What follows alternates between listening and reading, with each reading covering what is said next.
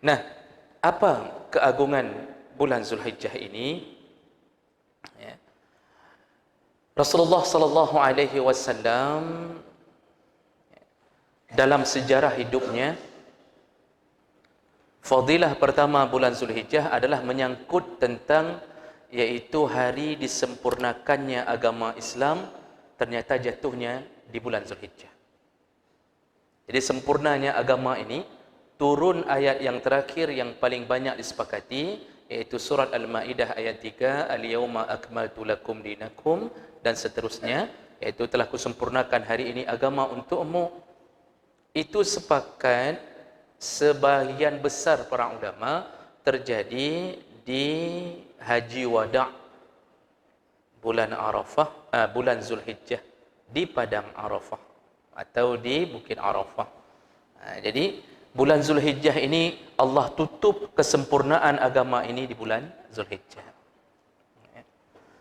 Sehingga dalam hadis Nabi riwayat Bukhari, ada orang Yahudi yang menemui Umar bin Khattab, kemudian mengatakan, "Wahai Umar, tahukah engkau satu ayat dalam kitab suci kalian," kata orang Yahudi ini, "kalau seandainya ayat itu jatuh pada kami, kalau seandainya ayat itu datang ke kami, sungguh kami akan menjadikannya hari raya." Umar bertanya, "Apa maksudmu? Ayat yang mana maksudmu?" Lalu dia mengatakan, yaitu ayat tentang Al-Ma'idah tadi, yaitu penutup kesempurnaan Islam. Jadi itu semuanya terjadi. Umar berkata di ujung hadis, "Sungguh kami telah mengetahui di mana dan kapan ayat itu turun." Ayat itu turun pada saat Nabi sedang berada di Padang Arafah di hari Jumaat. Hadis riwayat Bukhari. Jadi ini menjadi salah satu kemuliaan bulan Zulhijjah. Berikutnya, bulan Zulhijjah adalah salah satu di antara 4 bulan yang dimuliakan oleh Allah Subhanahu wa taala. Allah Subhanahu wa taala menyebutkan dalam surat Taubah ayat 36, "Inna 'iddatasy syuhur 'indallahi 12 syahran fi kitabillah yauma khalaqas samawati wal ard." Sesungguhnya di sisi Allah ada 12 bulan. Jadi Allah sudah memberitahu di sisi Allah itu perputarannya 12 bulan. Dan di antara 12 bulan itu, minha arba'atun hurum, ada 4 bulan yang disebut bulan haram. Yaitu disambung oleh hadis Nabi, dijelaskan oleh Nabi, Zulqa'dah, Zulhijjah, Muharram, dan Rajab. 4 bulan. 3 berdampingan, 1 terpisah. Nah, kemudian para ulama menyebutkan maksud bulan haram, yaitu bulan yang diagungkan. Sehingga 4 bulan itu orang-orang dulu, bahkan sebelum diutus Muhammad menjadi Rasul, orang-orang jahiliyah telah mengagungkan 4 bulan itu dengan cara mereka tidak akan melakukan bunuh-membunuh. Padahal mereka biasanya memang saling mengganggu. Tapi mereka berhenti di 4 bulan itu. Dan bahkan kalau ditemukan pembunuh, jadi misal terjadi kasus, lalu ditemukan pembunuhnya, ada kasus pembunuhan, ditemukan pembunuhnya di 4 bulan itu, maka mereka tidak akan mengkisas. Itu kebiasaan orang, tidak akan membunuh orang yang tertuduh sebagai pembunuh, karena memuliakan 4 bulan itu. Nah, di zaman Nabi ini diperkuat, yaitu 4 bulan itu dilarang untuk melakukan peperangan oleh Allah. Jadi semua berperangan jangan dilakukan di 4 bulan ini karena kemuliaan 4 bulan ini. Termasuklah salah satunya adalah Zulhijjah. Jadi kita ini Pak sedang berada di bulan yang mulia. Berikutnya, bulan Zulhijjah itu adalah bulan yang menyaingi Ramadan. Berdasarkan hadis Nabi, hadis riwayat Bukhari Muslim dari Abu Bakrah radhiyallahu anhu, Rasulullah berkata, "Syahrani la yanqusan." Ada 2 bulan yang tidak berkurang pahalanya. Syahra Aidin, 2 bulan itu dua-duanya ada hari raya, yaitu Ramadan wa Zulhijjah. Dalam Ramadan ada Aidul Fitri, dalam Zulhijjah ada Aidul Adha. Bahasa Nabi, 2 bulan la yanqusan, pahalanya tidak berkurang. Maksudnya pahala Ramadan pahala Zulhijjah hampir sama dengan pahala Ramadan. Dalam Ramadan, kita dididik oleh Allah, dilatih untuk bersabar. Jadi Ramadan itu bulan bersabar. Siang malam diberkahi Allah bagi yang beramal. Zulhijjah itu bulan bersyukur. Ramadan bulan bersabar, Zulhijjah bulan bersyukur. Makanya dalam Ramadan Allah sudah mengatakan la'allakum tattaqun. Semoga engkau setelah Ramadan bertambah takwamu. Buktinya nanti di mana? Paling dekat bulan yang paling mulia setelah Ramadan adalah Zulhijjah. Di sinilah Allah ingin menguji kita, benarkah Ramadan kita diterima? Ciri-cirinya apa? Bertambah takwamu kepada Allah setelah Ramadan. Dan bukti yang paling nyata ada dalam Zulhijjah. Maka Zulhijjah ini menampakkan ketakwaan. Makanya Allah mengatakan tentang bulan Zulhijjah, wa may yu'azzim sya'airallah fa innaha min taqwal qulub.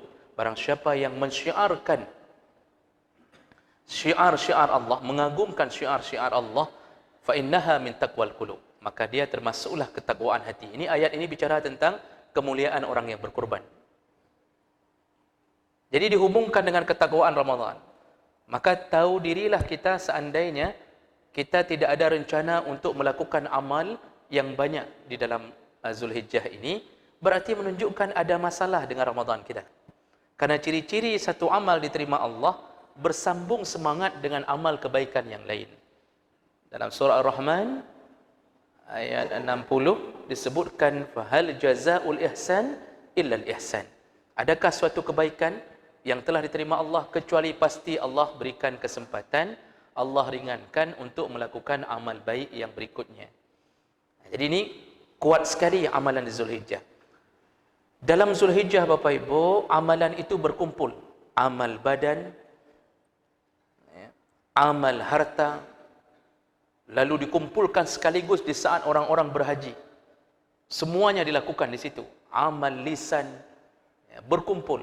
Kita yang tidak berhaji, mulai dari besok sunnah berpuasa, bersambung dengan takbir selama 4 hari mengagungkan Allah, lalu bersambung di 10 Zulhijjah dengan berkorban. Lengkap sudah amal badan, amal lisan, amal harta. Maka bulan Zulhijjah ini saingannya Ramadan bagi mereka yang beriman. Bagi mereka yang tidak beriman, tidak ada pengaruh, tidak ada efek. Begitu dengar nyok kaitan dengan Zulhijjah, kita bilang, oh ya, jadi nanya lagi dia, Pak, jadi maksudnya ada apa memang dengan Zulhijjah?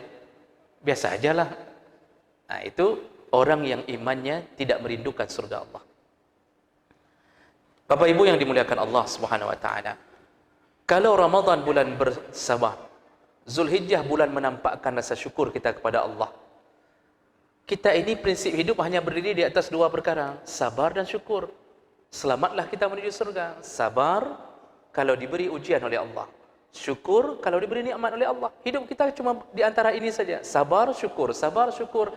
Kalau ini sudah menempel, maka insya Allah jalan menuju surga lempang.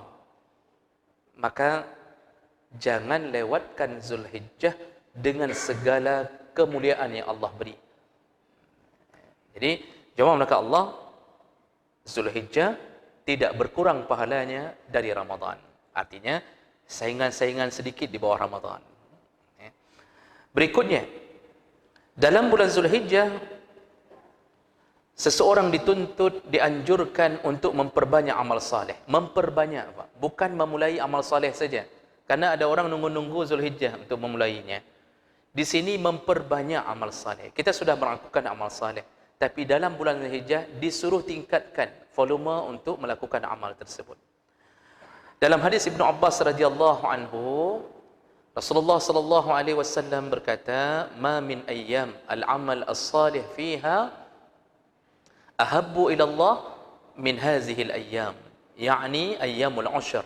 Kata Rasulullah, tidak ada amal yang dilakukan oleh anak Adam yang bentuk amalnya amal saleh yang lebih dicintai Allah kecuali mereka yang beramal di 10 pertama bulan Zulhijjah.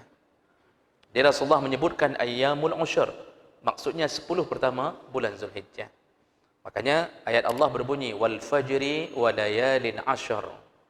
Demi fajar dan demi malam yang 10. Malam dalam bahasa Arab itu tidak mesti menyebutkan kondisi malam. Maksudnya hari yang 10. Nah, para ulama sebahagian, Ibnu Abbas, Ibnu Mas'ud mengatakan maksud hari yang 10 adalah 10 hari pertama bulan Zulhijjah. Walaupun ada sedikit khilaf, ada yang mengatakan 10 terakhir Ramadan. Tapi lebih banyak yang menyebutkan tentang 10 hari pertama bulan Zulhijjah. Jadi Rasulullah mengatakan amal saleh yang paling dicintai Allah adalah mereka yang beramal di 10 hari pertama bulan Zulhijjah. Karena bahasa Nabi tidak ada yang lebih dicintai kecuali itu, maka sahabat bertanya, qalu ya Rasulullah, walal jihad fi sabilillah? Apakah yang engkau maksud jihad fi sabilillah pun bisa kalah dengan orang yang beramal 10 hari pertama bulan Zulhijjah? Jadi maksudnya apakah bisa kalah amal orang yang berjihad? Langsung Rasulullah mengajarkan walal jihad fi sabilillah. Orang yang berjihad fi sabilillah pun kalah amalnya dibanding yang beramal 10 hari pertama. Jadi di 10 hari pertama itu sudah kita sebutkan tadi, ada puasa. Bagi yang berhaji, mereka habiskan segala-galanya, pengorbanan mereka, berangkat, kelelahan, lengkap. Yang tidak berhaji, berkorban. Ini lebih hebat daripada yang berjihad fi sabilillah. Illa, kata Rasulullah, kecuali rajulun kharaja binafsihi wa malihi wa lam yarji' bidzalika min syai'. Kecuali orang yang berjihad itu keluar ke medan jihad dengan membawa jiwanya, kemudian hartanya, walam yarji', dan tidak pernah kembali ke kampung halamannya. Artinya dia syahid di sana. Kesimpulannya, hanya orang syahid yang mampu mengalahkan amal orang yang beramal 10 hari pertama bulan Zulhijjah. Tapi kalau berjihad saja lalu tidak syahid, kembali ke kampung halaman dengan selamat, maka kalah pahalanya dibanding yang beramal di hari-hari ini. Jadi ini karena memang amalnya amal besar semua. Amal besar. Puncaknya adalah haji bagi yang berhaji. Sehingga Rasulullah mengatakan al-hajjul mabrur laisa lahu jaza. Orang yang hajinya kalau mabrur, maka tidak layak mendapatkan pahala illal jannah, kecuali surga. Kalau mabrur. Jadi bukan haji mardud, haji mabrur, baru dijamin surga. Dan ciri-cirinya, setelah pulang haji ada perubahan, mendekat kepada ketakwaan. Dulu sebelum haji jarang berjamaah, pulang haji alhamdulillah berjamaah. Sayangnya cuma 10 hari pertama, lalu hilang lagi. Nah, ini juga ciri-ciri tidak mabrur. Ya, jadi bertambah semangat amalnya. Ciri berikutnya kata Rasulullah dalam hadis, wa at'amat ta'am, dia berubah menjadi orang yang dermawan. Sebelum haji susah sekali berbagi. Setelah pulang haji, apapun dia beri. Dia kasih ke masjid, dia suka bersedekah. Itu ciri-ciri. Maka coba lihat kita yang sudah berhaji, ada tidak ciri-ciri ini? Kalau pulang haji pertama kali, ini sebaiknya harus introspeksi diri. Ada apa dengan haji kita? Nah, jadi ini amal-amal besar.